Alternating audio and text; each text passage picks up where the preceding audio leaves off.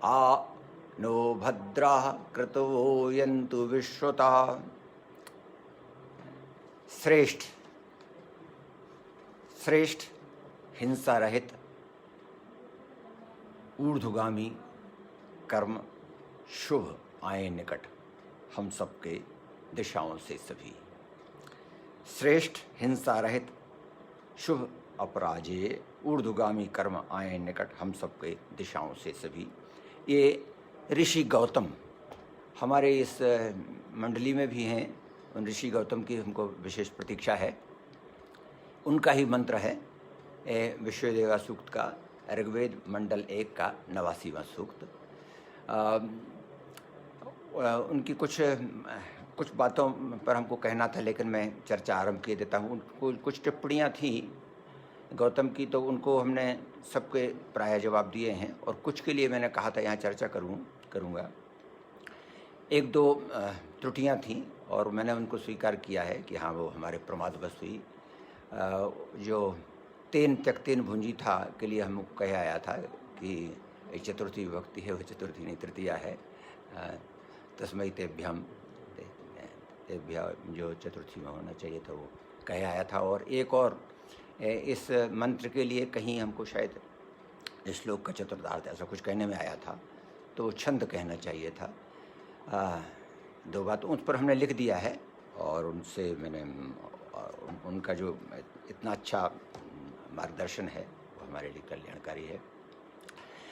कुछ और बातें उन्होंने कही थी, तो मैंने कहा था कि यहाँ कहूँगा, लेकिन अभी चूँकि राजरानी जी आ गई हैं तो मैं उस बात को जो उनको कहना था, एक उन्होंने जो तीसरे मंत्र में कहा गया था कि आत्महंता को असुरिया नाम ते लोका, तो उसके लिए उन्होंने वो हमारी चर्चा में कुछ बात आई थी, तो उन्होंने कहा था कि आत्महत्या तो शरीर की ही होती है। हमने उसमें कुछ कहा था कि आत्महत्या किसे कहा जाएगा, इस संबंध में कुछ निश्चित तौर पर कह पाना कठिन है। तो उन्होंने कहा था कि आत्महत्या तो शरीर की होती है।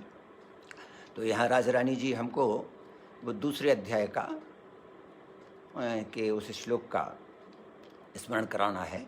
येनम वेत्ति हंतारम यश्चैनम मन्यते हतम, येनम वेत्ति हंतारम यश्चैनम मन्यते हतम, उभौ तौ न विजानीतो नायम हंति न हन्यते। फिर भी इसमें आप कह सकते हैं कि ये तो उन्होंने आत्मा के लिए कहा होगा कृष्ण ने, और आत्मा कभी मरती नहीं है, मारी नहीं जा सकती है। तो इसके लिए राजरानी जी ये भागवत के 11 स्कंध के 28वें अध्याय के श्लोक 10 को मैंने अपने सामने रखा हुआ है। इसमें उद्धव ने पूछा, अरुण जी बहुत बड़ी अच्छी बात है, उद्धव ने पूछा भगवान कृष्ण से, ये जो उद्धव गीता हमारी एक पुस्तक है, और कभी आपने कहा था कि मैंने कहा स्मरण आएगा तो मुझे अब स्मरण आता है, उद्धव गीता पर कभी बात कर सकते हैं, अगले सदी में अगले युग में कभी होगा। तो उसमें उद्धव गीता में उसमें 28वें अध्याय में आरंभ उद्धव ने ये किया, भगवान से पूछा कि प्रभु ये बताइए कि शरीर मर नहीं सकता है क्योंकि ये तो जड़ है, और आत्मा मर नहीं सकती है क्योंकि आत्मा नित्य चैतन्य है, तो मरता कौन है, ये तो आप बता दीजिए, मरता कौन है। तो उन्होंने कहा बहुत अच्छा तुमने प्रश्न किया, एकदम सही है, ना तो ये शरीर मरता है ना ही आत्मा मरती है, मरता है तो है देहाध्यास। और भगवान ने यहाँ सन्निकर्षण शब्द का प्रयोग किया है। यह सन्निकर्षण है देह का और हमारे चैतन्यता का, वह मरता है। तो वह मरता है जो हमारा जो देहाध्यास से है, देहाभिमान से, देहात्म भाव से, अज्ञान से उत्पन्न हुआ है, तो वो मरे या न मरे, मरना ही चाहिए, उसका तो सर्वथा योग्य है। तो इसलिए यह जो हमने ये कहने में संकोच किया था कि वो आत्महत्या भर की बात नहीं है, क्योंकि ईशावास दर्शन इतना हल्का फुल्का नहीं है, और ये जो क्राइम से संबंधित धाराएं हों उनके संबंध में बात करें तो ये दर्शन बहुत अगम और गहन है, तो इसलिए उतने तक ही हम सीमित नहीं रह सकते। अब मैं आगे चलता हूँ। कल जो एक चौथे मंत्र पर थे, कोशिश मैं करूँगा। एक और उन्होंने बात कही थी कि इसका अगर हम वो शब्दशः अर्थ करें तो अच्छा हो। तो इसमें मैं बताना चाहता हूँ, एक तो ये व्यासपीठ नहीं है और मैं व्यास हूँ भी नहीं, हम सामान्य विचार कर रहे हैं, चर्चा कर रहे हैं, और इसमें ये जो हमारा परस्पर विमर्श जैसा होता है, कार्यशाला जैसी होती है, तो है इसलिए जो सीमित साधन और सीमित हमारा ज्ञान है उसके आधार पर बात कर रहे हैं। उसका अवसर भी नहीं है और वो सुविधा भी नहीं है। इसमें बस इतना भर मैं कहूँगा, ये जो इसमें चौथे मंत्र में मैंने कहा था कल बात करेंगे, तस्मिन् नपो मातृश्वा दधाति, तस्मिन् नपो मातृश्वा दधाति, ये जो मैंने कहा था इस पर बात करेंगे, लेकिन इस पर भी ज़्यादा बात नहीं करेंगे। इस पर केवल हम एक मात्र गीता के 14वें अध्याय का 3रा श्लोक मैं पढ़ता हूँ, बस उतने से ही संकेत ग्रहण किया जा सकता है और फिर आगे चल देंगे। 14वें अध्याय के 3रे श्लोक में भगवान कहते हैं, मम योनिर्महद् ब्रह्म, मम योनिर्महद् ब्रह्म तस्मिन् गर्भ दधाम्यहम्, मम योनिर्महद् ब्रह्म तस्मिन् गर्भ दधाम्यहम्, संभवा सर्वभूतानां ततो भवति भारत। अर्जुन, यह जो सृष्टि का विस्तार है, सृष्टि का अभिव्यक्तिकरण है, अनमैनिफेस्ट से मैनिफेस्ट होना है, इसमें हमारी भूमिका ये है कि मैं भगवान ने आगे भी कहा, सर्वयोनिषु कौन्तेय मूर्तियः संभवन्त्यः, सर्वयोनिषु कौन्तेय मूर्तियः संभवन्त्यः, तासां ब्रह्म महद्योनिरहं बीजप्रदः पिता। ये पिता परमात्मा ने अपनी भूमिका की बात कही है संक्षेप में, बस यहाँ इतनी ही, और आगे में हम इसको पूरा कर सकें, आज हमारी चेष्टा ये रहेगी। इसलिए मैं इसको अपना पढ़ूंगा और कुछ संक्षेप में इस पर बात करते चलेंगे। जो 5वां इसका मंत्र है, तदेजति तन्नयजति तद्दूरे तद्वन्तिके।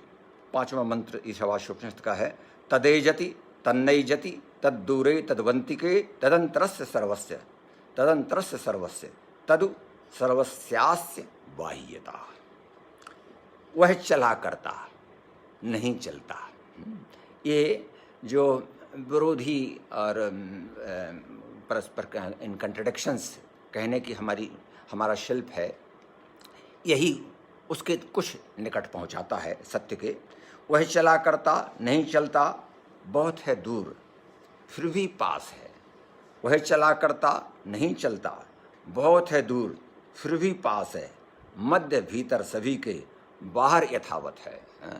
ये जो उसकी सर्वव्यापकता ईश्वर की है, उसकी बात इसमें कही गई है। और ये बहुत इसके संबंध में गीता में तो भारी प्रमाण हैं, अनेकानेक प्रमाण हैं। और इसमें एक और मैं बता देता हूँ कि एक हमने और काम किया था, ये ईशावास्योपनिषद मानस का आधार दर्शन। जिस तरह से गीता, विनोबा जी ने कहा कि गीता का बीज दर्शन ईशावास्योपनिषद है।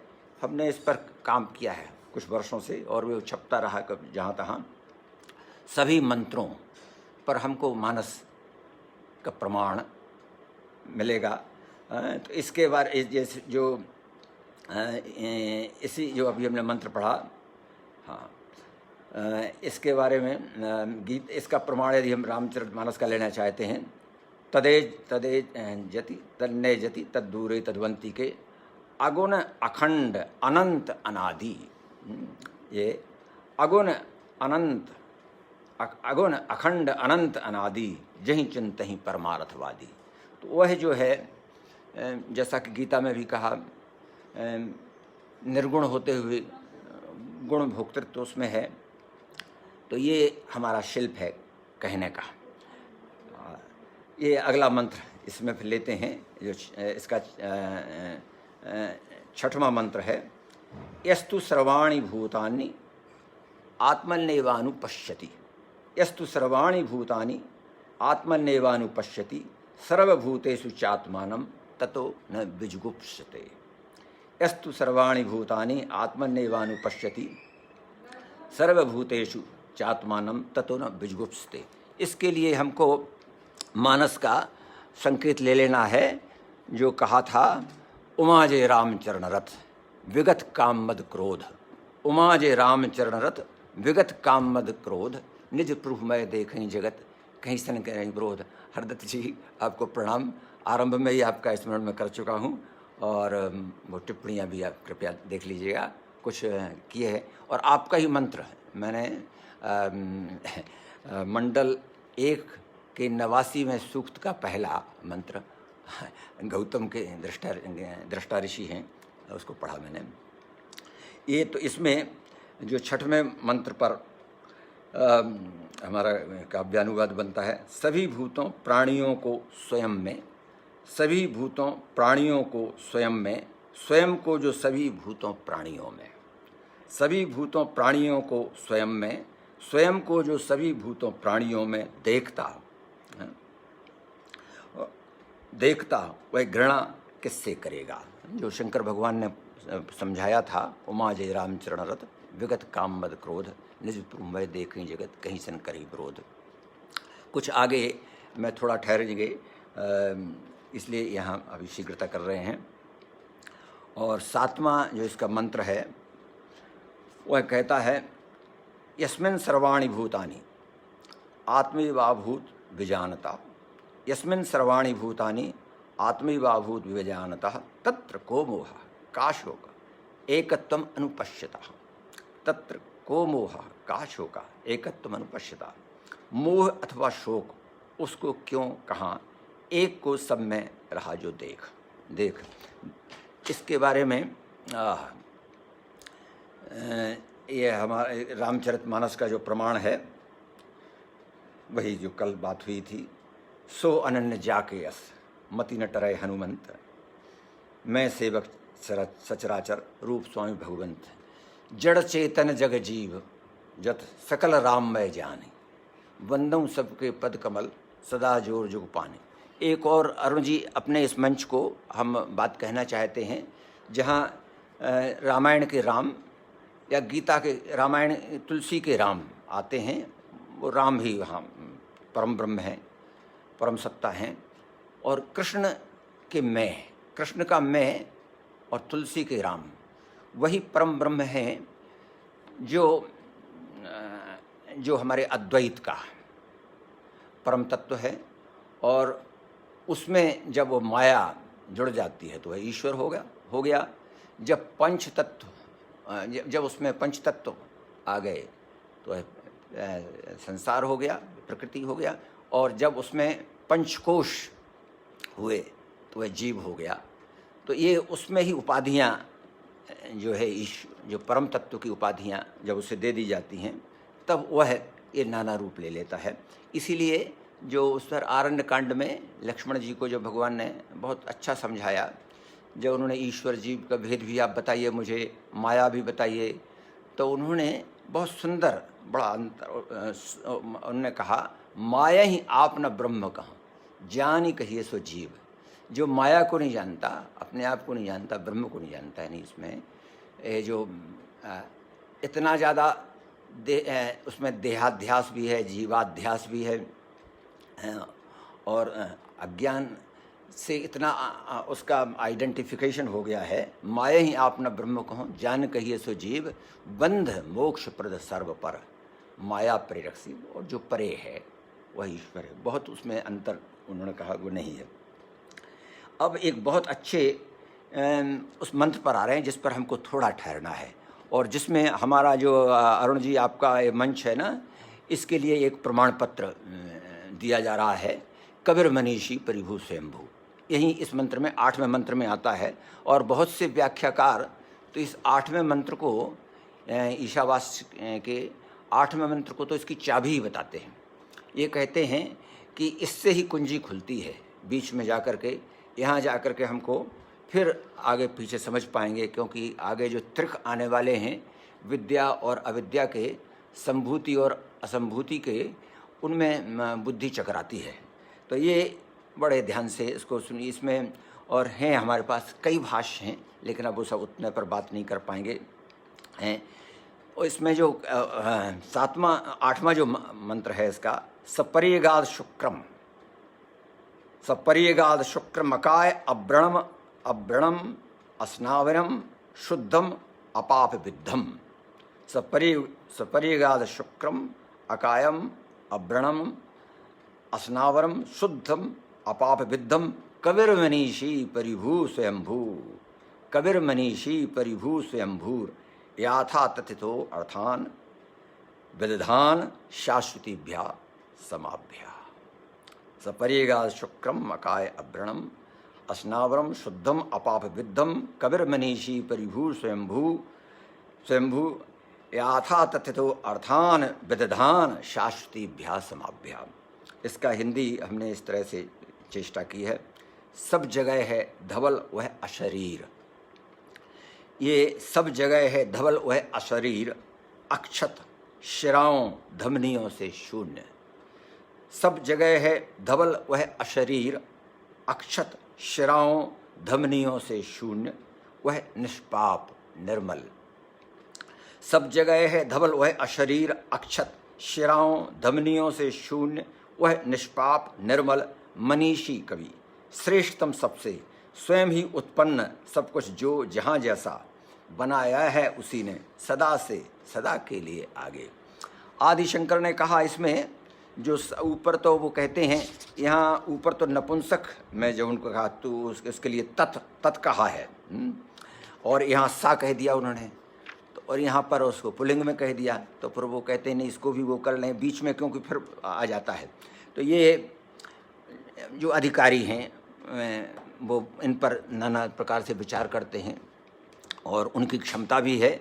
लेकिन इसमें तो आप हमको यदि मानस में जाकर के कुछ समानता देखनी है तो देख लें।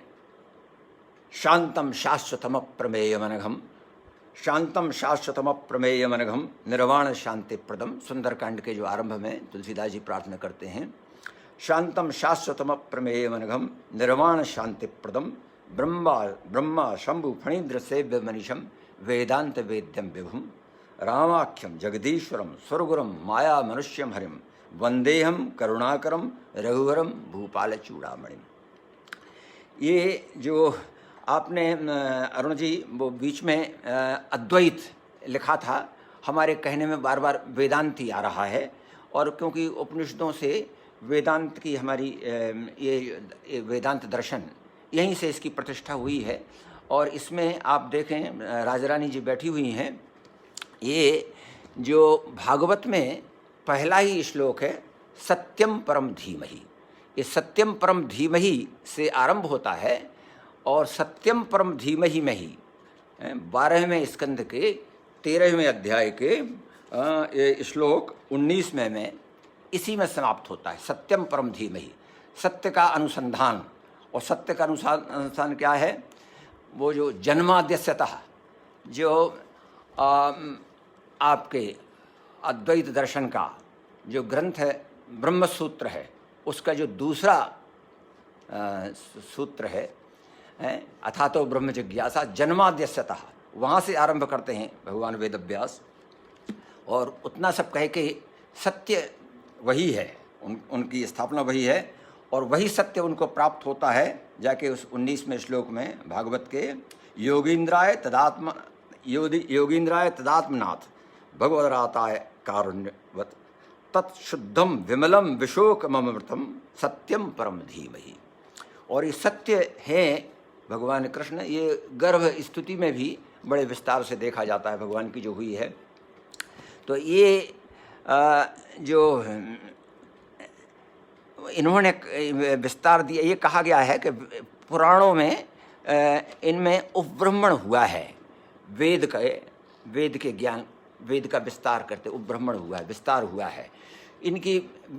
जब ये हुआ कि ब्राह्मण पूरी व्याख्या नहीं कर सके, आरण्यक व्यवस्था व्याख्या नहीं कर पा रहे हैं, उपनिषदों से व्याख्या संपूर्ण नहीं हुई है, तब फिर इनकी हमारे पुराणों की संरचना हुई और पुराणों में ब्राह्मण हुआ। और अब आज भी व्याख्याएं हो रही हैं। और अभी भी मैं बताऊं, इसके लिए इतने आगे जाकर के मैं कहूँगा विद्या विद्या पर कितने मत, कितने लोग उन्होंने कहे हैं, लेकिन ये जो इसमें जो आता है कवि को उन्होंने ले लिया है। तो इसलिए अरुण जी, आप जो अनुष्ठान आपका चल रहा है और आप बार बार कहते हैं कि हमारी पूजा में आप एक आहुति दान करें, तो ये अधिकारिता आपकी बनती है, क्योंकि ये प्रमाण पत्र आपको साक्षात वेद ने दिया हुआ है। कबीर मनीषी परिभू स्वयंभू, वह कवि भी है, मनीषी भी है, परिभू है, स्वयंभू है। और बड़ी बात यह है कि उसने याथा तथ्यतो अर्थान विदधान शाश्वतीभ्या समाभ्या, उसने बनाया सबको है जो जहाँ जैसा सदा से सदा के लिए आगे, उसकी व्यवस्था में ही आज हम आमने सामने बैठे हुए हैं। ये सब उसी की परिकल्पना है, उसी की रचना है कि ये, हाँ हरिदत्त जी आप बिल्कुल सामने दिख गए। कवि का तो जो पारदर्शी है, जो देखता है, बहुत आगे देख सकता है। आपने चूँकि कहा तो इस पर हमारे एक हमने कविता ही बनी आई थी और उसमें कुछ चाहा था कि इसको समझने की कोशिश करें। 2 पैरा इसके सुन लीजिए। कबीर मनीषी परिभू स्वयंभू, एक जो जीवन में कभी यदि साधना तप और ध्यान से नहीं मिली मुक्ति, जीवन में कभी यदि साधना तप और ध्यान से नहीं मिली मुक्ति, तो क्या कविता से मिल सकती है? ये प्रश्न हमारा रहा होगा। जीवन में कभी यदि साधना तप और ध्यान से नहीं मिली मुक्ति, तो क्या कविता से मिल सकती है? क्या कविता है मुक्ति का अंतिम उपाय, समाधि जैसा निर्बीज? तो इस पूरे तो नहीं पढ़ता हूँ, इसका अंतिम सुना देता हूँ। वह जो आवेग कंपित है द्युतिमान, इसमें ऋषियों की आवेग कंपित विप्र करके उनका नाम है, भूल रहा हूँ मैं, बहुत अच्छे व्याख्या वेद की लिखी है, अनिर्वाण। उन्होंने कहा आवेग कंपित विप्र वो ऋषि है उनके अनुसार। वह जो आवेग कंपित है द्युतिमान, धवल और व्रण रहित, कवि मनीषी परिभू और स्वयंभू भी अस्नाविर अपाप विद्ध, जानता शायद है अपना होना ठीक वैसा जैसा वह है, सदा सदा से सदा सदा के लिए आगे, याथा तथ्यतो अर्थान विदधान शाश्वतीभ्या समाभ्या। ये 8वां जो मंत्र है इसका, इसमें तो ये आदि शंकर और ये इन्होंने, ये गुजरात के हैं, उन्होंने कहा कि ये इससे चाबी आपको मिलती है। लेकिन इसमें और ये जो ईश्वर के संबंध में कहा गया है, तो इसकी और भी कई जगह हम तुलना में देख सकते हैं, कह सकते करते। जैसे अब हमको शरीर और आत्मा की ही तुलना करनी है, तो इन जैसे शरीर में गति है, आत्मा सर्वगत है, शरीर अशुद्ध है, आत्मा शुद्ध है, साकार है शरीर, निराकार आत्मा, क्षरणशील शरीर, देह, अक्षत आत्मा, स्नायविक, ये सब जो इसकी सीमाएं हैं, इन सीमाओं का जो अतिक्रांत करता है। और ये जो परिभाषा आपको कुछ जो समाधिपाद में योग दर्शन में दी गई है, तस्य वाचका प्रणवा, और तस्य वाचका उन्होंने उसमें कहा तज्जपत भाव तस्य वाचका प्रणवा, तो उसमें कहा प्रणव ईश्वर की, उसमें वो बताते हैं परिभाषा जो कहा, तो कुछ हम मिला सकते हैं। क्लेश कर्म विपाक आशय अपरामृष्टा पुरुष विशेष ईश्वर, क्लेश कर्म विपाक आशय अपरामृष्टा पुरुष विशेष ईश्वर। और गीता में तो है ही, और गीता में तो फिर उनका भगवान ने कितना, सर्वस्व चाम हृदय सन्निविष्टो मत्ता स्मृति ज्ञानमपोहनम चो। ये जो हमारी जागृत जागृत जो हमारी अवस्था है, जिस तरह से बुद्धि के द्वारा संचालित है, बुद्धि उसकी अधिष्ठाता है, स्वप्न की अधिष्ठाता, स्वप्न में मन है, सुषुप्ति में हमारी कहें अहम है, अहंकार नहीं अहम है, और समाधि अवस्था में जो इनके परे है। लेकिन ये विचार का प्रश्न बनता है कि हम जो जब कहते हैं हमको सोना है, तो जो सो रहा है कि जो जागृत पुरुष है वह सो रहा है क्या? अगर जागृत पुरुष सो रहा होता तो वह उपस्थित होता। जागृत पुरुष वहाँ कहीं उपस्थित नहीं है, और जागृत अवस्था में स्वप्न पुरुष उपस्थित नहीं है। और वहाँ जहाँ दोनों ही नहीं हैं, जागृत और स्वप्न पुरुष, मन और बुद्धि के नियंत्रण से संचालित, तो वहाँ केवल शुद्ध अहम भाव है, अहंता है, अस्तित्व बोध है। लेकिन इसका भी हस्तक्षेप नहीं है इनमें, इनका भी हस्तक्षेप। तब कौन है? वह है जो तीनों अवस्थाओं में एक साथ विद्यमान है। निश्चित ही ऐसा होना चाहिए जो इनके परे है, जो हो सकता है। तो वही जो बता रहे हैं, इसीलिए भगवान ने जाकर के 15वें अध्याय में यही बात कह दी, द्वाविमौ पुरुषौ लोके क्षरक्षाक्षरेव च क्षरः सर्वाणि भूतानि कूटस्थो अक्षरुच्यते उत्तमा पुरुषस्त्वन्या परमात्मेत्युदाहृता यो लोकत्रयमाविश्य विभरित्यव्यय ईश्वरः यस्मात् अक्षरम अतीतो हम। इसकी बात हो रही है यहाँ। यस्मात् अक्षरम अतीतो हम अक्षरादपि चोत्तमः, यस्माद् अक्षरम अतीतो हम अक्षरादपि चोत्तमः अतोऽस्मि लोके वेदे च प्रथितः पुरुषोत्तमः। ये जो उन्होंने कहा वही इसमें बात हो रही है। और यहाँ आकर के उन्होंने लगभग इसमें, अगर किसी को परिभाषा ईश्वर की जाननी है, समझना चाहता है, तो इससे समझे परखे, यह हमारे वेद के ऋषि ने बताया है।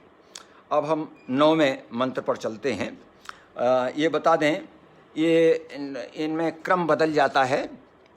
ये जैसे इसमें 2 त्रिक हैं इसमें, एक संभूति का है, एक असंभूति का त्रिक है। तो जो ईशावास्योपनिषद में तो ये विद्या वाला त्रिक, विद्या और अविद्या का त्रिक आ जाता है 9वें, 10वें और 11वें मंत्र में। और जो शुक्ल यजुर्वेद में है उसमें संभूति और असंभूति का आता है।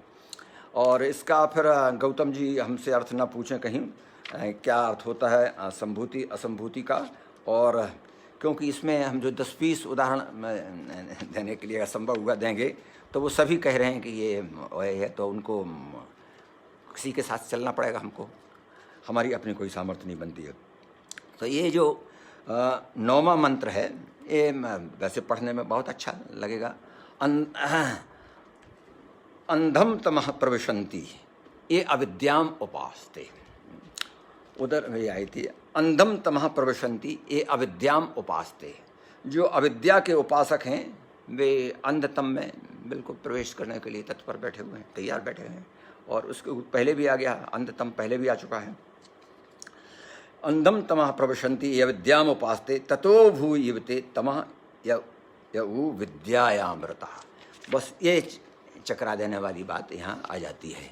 वो कहते हैं कि वे तो अंधकार के लिए जा रहे हैं, और हम बिल्कुल सब लोग मानने के लिए तैयार बैठे हैं कि हाँ बिल्कुल जो अविद्या में रत हैं वो अंधतम में जा रहे हैं। लेकिन बोले वे और भी गहनतर अंधकार में जा रहे हैं जो विद्या में रत हैं। अंधम तमः प्रविशन्ति ये विद्यामुपासते ततो भूयते तमो या विद्यायामृतः। घने गहरे अंधतम जाते उपासक अविद्या के, घने गहरे अंधतम जाते उपासक अविद्या के, और विद्या में हुए रत भी, और विद्या में हुए रत भी गहनतर अंधकार जाते हैं। ये बस हमने इससे और से इसको थोड़ा सा हल्का करना चाहा है, क्योंकि वे तो उसमें जाते ही हैं जो अविद्या वाले हैं, लेकिन विद्या में रत ये विशेषण इसमें जोड़ दिया है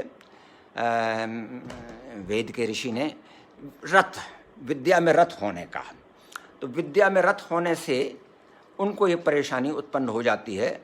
अविद्या वालों को तो अंधतम में जाना ही है, उनके लिए तो लिखा हुआ है, लेकिन विद्या में जो रत हैं उनके कारण से उनको इनको और गहरे अंधकार में जाने की स्थिति बनती है। इसके लिए ये देखिए, इनका ये जो गीता में ये इससे समझ में आता है, उसमें उन्होंने कहा कि इसका भी एक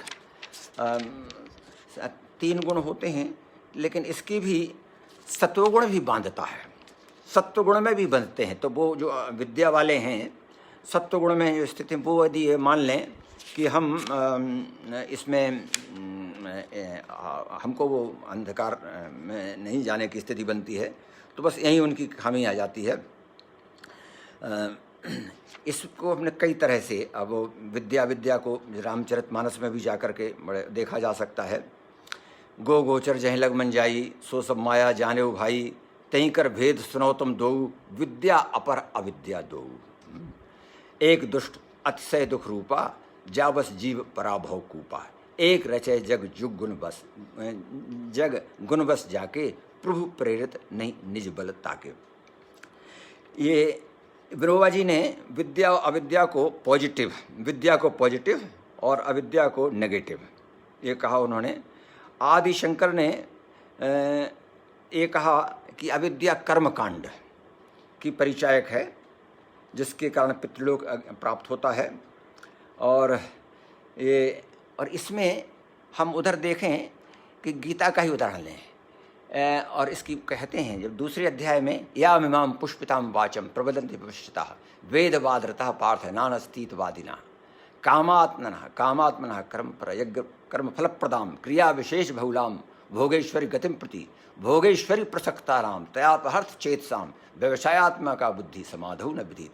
ये जो पुष्पिका, उसमें जो कर्म है में वो हैं, तो उनको उलझने की, उनको ठहर जाने, फंस जाने की चिंता बनती है। और ये इसीलिए फिर इसकी जो व्याख्या करते हुए व्याख्या कर गीता के कहते हैं, इसीलिए गीता का जो दर्शन है वेदांत का दर्शन बनता है। और इसमें कर्म पूर्व मीमांसा जो यामिमाम पुष्पिताम वाचम की बात होती है, तो पूर्व मीमांसा का यहाँ खंडन होकर के उसकी वेदांत दर्शन की प्रतिष्ठा हुई।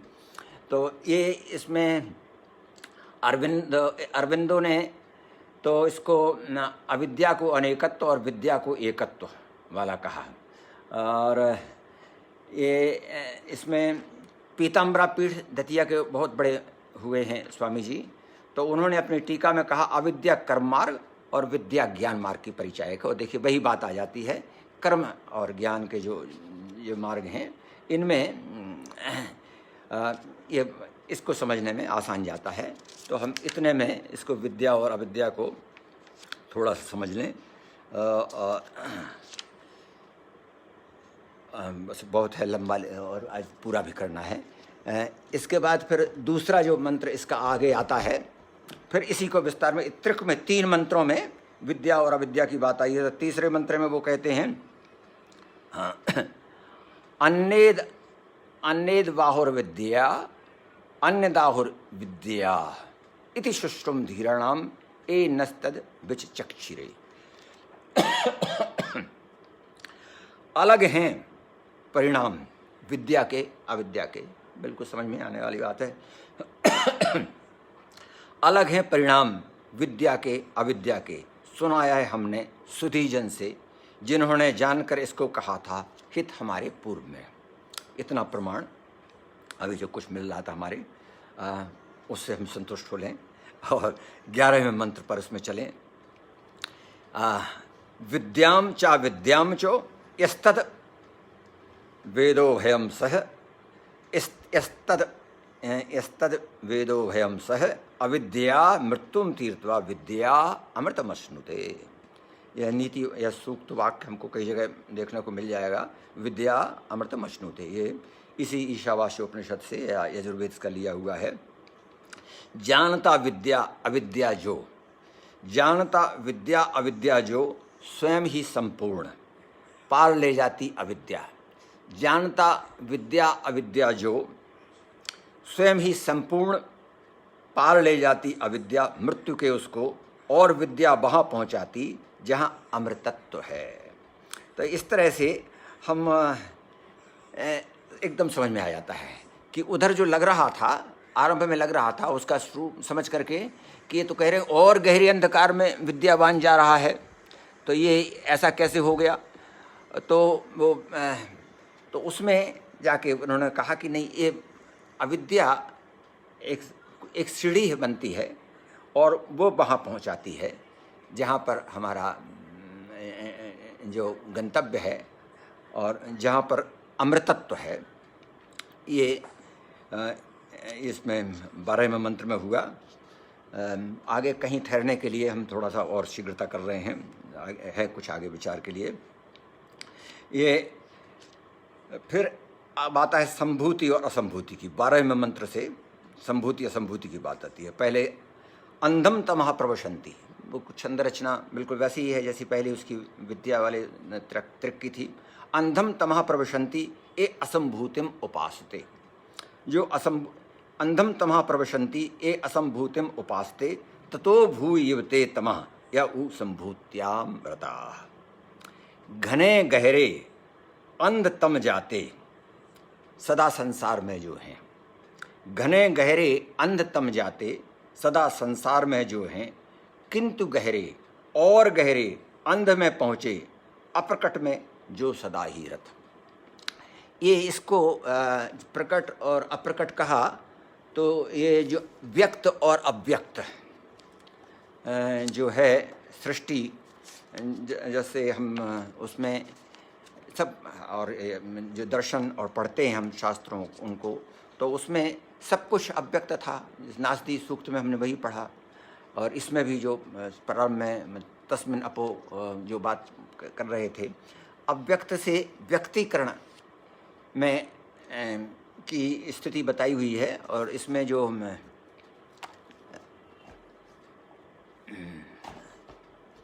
ये कई चीज़ें हैं, कुछ और इसमें बताते हैं। इसमें दो ही इसके व्यक्त और अव्यक्त का यही मुझे निकट इसके समझ में आता है। सातवलेकर ने जो अपने कहा, उन्होंने संभूति को समुदाय कहा।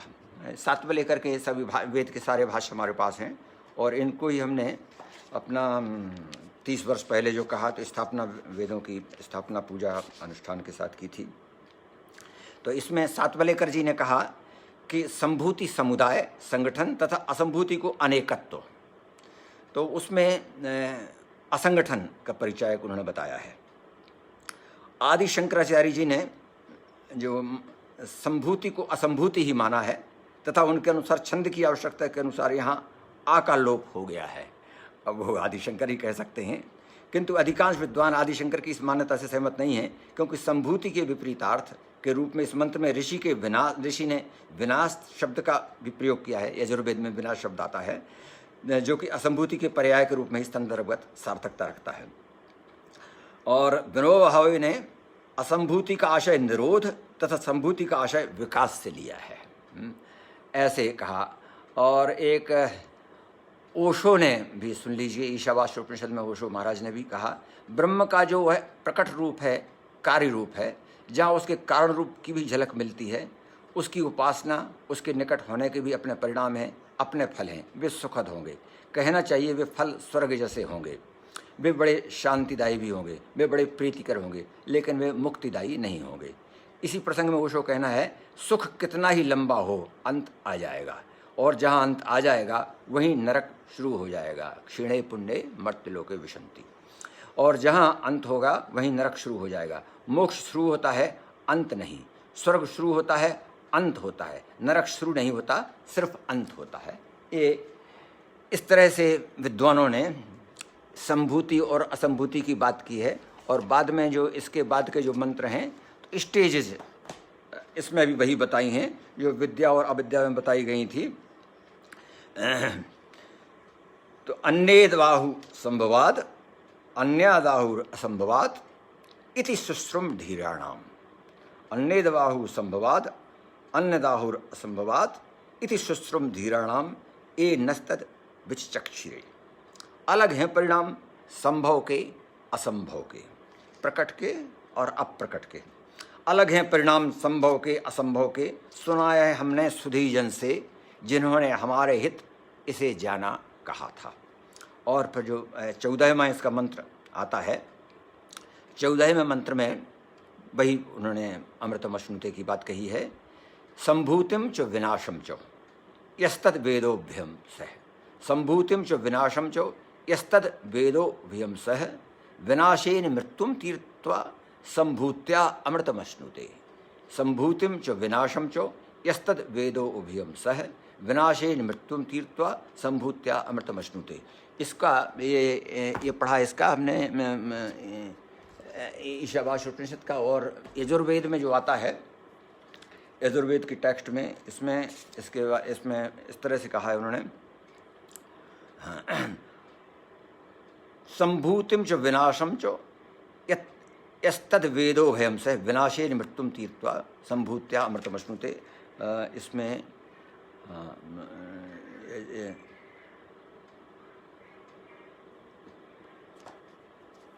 तो ये वही के इसमें असंभूति एक हमको स्टेज तक पहुंचाती है और वो संभूति में जाकर के फिर हम अमृत में हमारी प्रतिष्ठा हो जाती है। अब एक बहुत प्यारे और बहुत आप सब लोगों के जाने पहचाने उस मंत्र की ओर चलते हैं जिस पर वो पांडे उस दिन बात कर रही थी ना, सूर्य के प्रकाश की, सूर्य का। तो देखिए आपको यहाँ मिलेगा ये 15वां मंत्र, इस 15वें क्रम में है, दोनों में है। हिरण्यवेन पात्रेण, हिरण्यवेन पात्रेण सत्यस्यापहितं मुखम, हिरण्यवेन पात्रेण निलिम सत्यस्यापहितं मुखम तत्त्वं पूषन्न पावृणु। हिरण्यवेन पात्रेण सत्यस्यापहितं मुखम तत्त्वं पूषन्न पावृणु सत्यधर्माय दृष्टे, सत्यधर्माय दृष्टे। है ढका मुख सत्य का स्वर्णमय भूषण, है ढका मुख सत्य का स्वर्णमय भूषण, खोल दो तुम स्वयं अब उसे पूषण, खोल दो तुम स्वयं अब उसे पूषण, सत्य के संधानकर्ता के लिए। है ढका मुख सत्य का, करना होगा यह तिमिर पार, अरुण जी, करना होगा यह तिमिर पार, देखना सत्य का मेहर द्वार, बहना जीवन की प्रखर धार में निश्चय, लड़ना विरोध से द्वंद्व समर, रह सत्य मार्ग अविजित स्थिर है। तो तुलसीदास जी से कहलाया निराला जी ने, ये तिमिर के पार कैसे हमको जाना है, कैसे उसका साक्षात्कार करना है। चित्रम देवानाम उद्गाद नीकम, ऋग्वेद में ये सूर्य के उसमें आता है। चित्रम देवानाम उद्गाद नीकम चक्षुर मित्रस्य वर्णस्याग्ने आप्रादयावांतरिक्ष सूर्य आत्मा जगतथुसश्चो। चित्रम देवानाम उद्गाद नीकम, ये सूर्य आत्मा जगतथुसश्चो। ये लेकिन वो कह रहे हैं ये जो आप इसके उस पर छुपे हुए हो, इससे प्रकाश से इतने आवृत हैं, स्वर्णमय प्रकाश से आप आवृत हैं, इसको हमको उद्घाटित कर दीजिए। और जो उधर मैं आरंभ में बात कर रहा था, देखिए ये जो जब वो कहते हैं सत्यम परम धीमहि, उसमें हाँ वो जो भागवत का हाँ भागवत के उस मंत्र में वो जो राजरानी जी एकदम समझ रही हैं, ये जो अच्छा वो दूसरों से रखा हुआ है, तो ये वही संकल्प उनका होता है। उसी संकल्प साधना के लिए भागवत लिखते हैं। और इसमें हमारे तुलसीदास जी का जो हमने वो लिया आधार, जथा स्वंजन अंज दृग साधक सिद्ध सुजान, जथा स्वंजन अंज दृग साधक सिद्ध सुजान, कौतुक देखत शैलवन भूतल भूरि निधान। तो ये वो प्रार्थना कर रहे हैं कि हमको साक्षात्कार करना है, सत्य का साक्षात्कार। आप इसमें अपावरण, इसको आप सत्य का हमको साक्षात्कार करने के लिए हे पूषण आप हमें सहायता करिए इसमें। और जो कुछ हमारे पास हाँ, इसमें जो बृहदारण्यक उपनिषद में का हम प्रमाण यदि लेते हैं तो उसमें कहा है या आदित्ये तिष्ठन् आदित्यात् अंतरः, या आदित्ये तिष्ठन् आदित्यात् अंतरः, यम आदित्य न वेद यस्य आदित्या शरीरम, या आदित्य मंत्रा यमयति येस्ते आत्मा अंतर्यामी अमृतः। और गीता का तो हमको पता ही है, भगवान ने कहा था न तु माम शक्यसे द्रष्टुम अनैनैव स्वचक्षुषा, न तु माम शक्यसे द्रष्टुम अनैनैव स्वचक्षुषा दिव्यम ददामि ते चक्षु पश्य मे योगमैश्वरम। जो ऋषि ने इधर मांगा वह जाकर के उधर अर्जुन को प्राप्त हुआ, भगवान की कृपा से अर्जुन ने वह प्राप्त किया। ये इसमें भी आता है,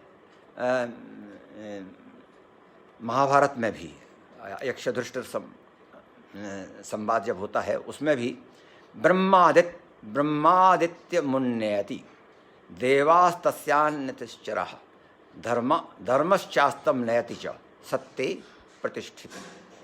ब्रह्म सूर्य को उदित करता है, देव सूर्य के चारों ओर चलते हैं, धर्म सूर्य को अस्त करता है और सत्य में सूर्य स्थित है। तो जो हमारे ये कह रहे हैं वेद के ऋषि, इन सारे उनके लिए प्रेरणा हो जाती है। श्री सूक्त भी राजरानी जी हम सबको पता है, हिरण्यवर्णाम हरणीम स्वर्णरस्त्रजाम चंद्राम हिरण्यमयीम लक्ष्मीम जात वेदो मावह। तो ये इस तरह से इसको कई आधारों पर, योग के आधार पर भी यदि हम देखना चाहते हैं तो इसमें जो योगिक आधार पर हिरण्यमय पात्र मनुष्य के 5 कोशों में अंतिम आनंदमय कोश कहा गया है। हिरण्यमय परे कोशे विरजम ब्रह्म निष्कलम, हिरण्यमय परे कोशे विरजम ब्रह्म निष्कलम तत्शुभ्रम ज्योतिषाम ज्योति तद यदात्मविदो विदुः। तो ये ऋषि जो यहाँ प्रार्थना कर रहे हैं तो ये कितनी प्रेरक रही है सभी के लिए, भावी दृष्टा ऋषियों के लिए, महर्षियों के लिए। अब 2 मंत्र और जो बचे हैं उन पर भी हम बात कर लें। ये 16वां मंत्र है। इसके बाद ये सूर्य की उन्होंने कहा अब पूषण्ये कर्षे यम सूर्य पूषण्ये कर्षे यम सूर्य प्राजापत्य व्यूह रश्मीन समूह, पूषण्ये कर्षे यम सूर्य प्राजापत्य व्यूह रश्मीन समूह तजो यत्ते रूपम कल्याणतमम तत्ते पश्यामि। ये हमारे जो वेद के ऋषि हैं, ये साक्षात्कार जो हम कहते हैं दृष्टा, ऋषियों को सीयर जो कहा जाता है, वो केवल मंत्रों की रचनाकार नहीं है जैसे हम लोग लिखा करते हैं, कविता हमने लिखी है, रचना की है। उनने साक्षात्कार किया है, सत्य का साक्षात्कार किया है। और वो है उनको वो साक्षात्कार जिस तरह से इस ऋषि की उसमें आ जाता है, प्रक्रिया में आ जाता है। ठीक जैसे विनय पत्रिका का आप याद करिए, संबंध 75वां छंद है, जानकीश की कृपा जगावती सुजान जीव जाग त्याग मोहितानुराग श्री हरे।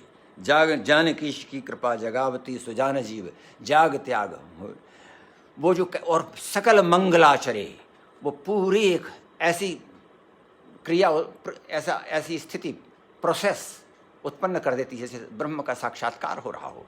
तुलसीदास जी को है ना, अरुण जी वो कहते हैं, तुलसीदास जी उसको पढ़ लीजिए, उसमें जागे जानकीश की कृपा जगावती सुजान जीव जाग त्याग मूर्तानुराग श्री हरे, भागे मदमान चोर भोर जान जातु धान सकल मंगलाचरे, सब कुछ हो रहा है। तो वह साक्षात्कार की ये स्थिति में यह ऋषि इस मंत्र में पहुंच रहा है। पूषण्ये कर से यम सूर्य प्राजापत्य विहु रश्मीन समूह तजो यत्ते रूपम कल्याणतमम। अरे आपका कल्याणतम रूप मैं देख रहा हूँ, तजो यत्ते रूपम कल्याणतमम तत्ते पश्यामि, तत्ते पश्यामि। ये अधिकारिता से ये ऋषि हमारा कह सकता है। तत्ते पश्यामि यो यो असावसौ पुरुषः सो अहमस्मि, यो असावसौ पुरुषः सो अहमस्मि। इसमें बताऊंगा यजुर्वेद में जो पाठवेद आता है इसका। खींच लो दुर्जे रश्मि समूह, ऋषि ने पहले प्रार्थना की, खींच लो दुर्जे रश्मि समूह पूषण, पूषण से पहले भी की और पूषण खींचने लगे हैं, उसको अनुभव में आ रहा है, साक्षात्कार में आ रहा है कि हो रहा है।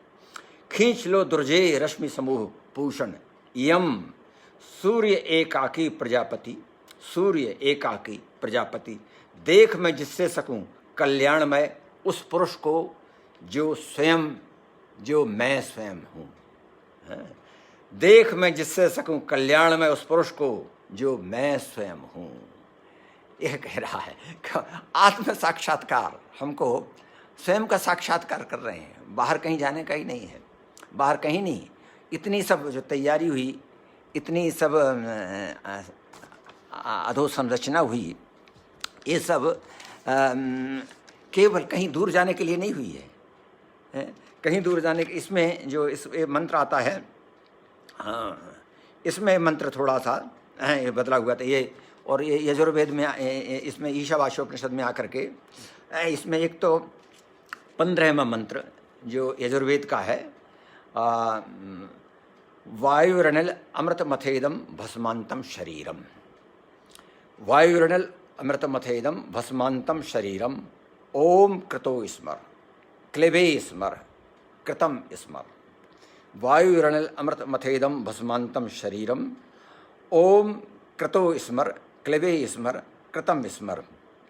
यह जो ये पंच तत्वों की है, इनसे जो बना हुआ यह जो भस्मांतम शरीर है, इसमें कृतो स्मर और कृतम स्मर।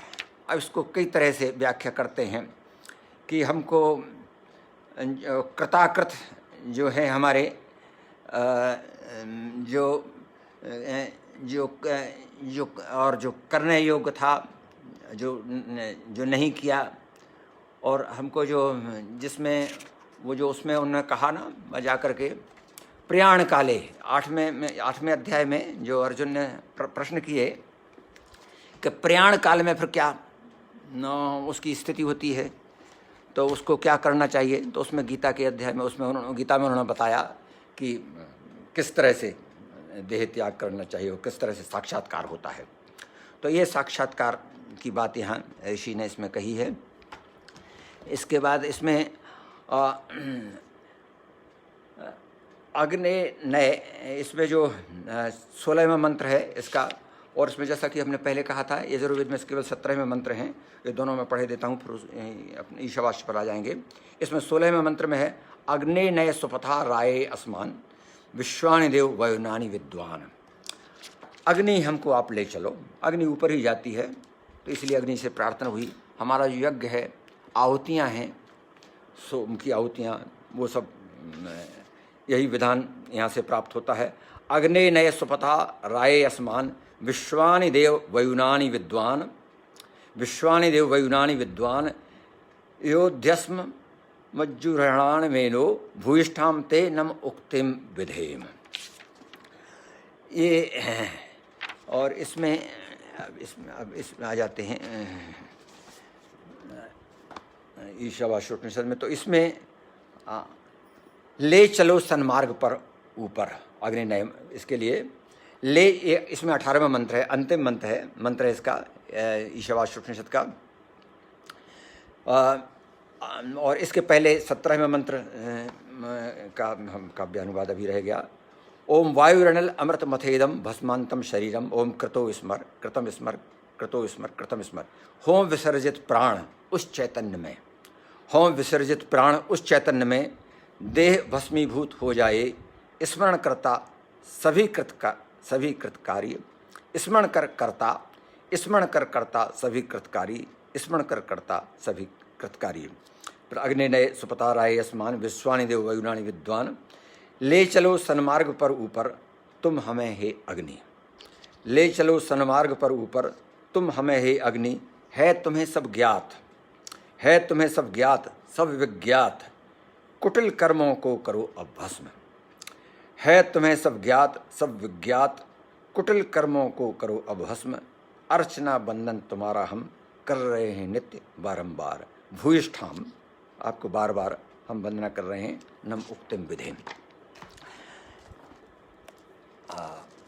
अब बहुत अच्छा हुआ ये, इसको समय सीमा में जितना जो कुछ हुआ उस पर हम विचार कर सके।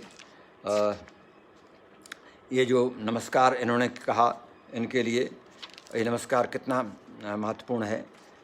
भगवान अर्जुन ने बिल्कुल ठीक जैसे इन्हीं भाव, इन्हीं स्थितियों से होकर के अर्जुन गुजरे हैं। और तब उन्होंने एकादश अध्याय में नमः पुरस्ताद स्पृष्टस्ते नमोस्तुते सर्वतेव सर्व, नमः पुरस्ताद स्पृष्टस्ते नमोस्तुते सर्वतेव सर्व, अनंत वीर्यमित विक्रमस्त्वं सर्वम समापनोषि ततोषि सर्वः। इसी तरह से समर्पण भाव वैदिक ऋषि का है सत्य के अनुष्ठान में।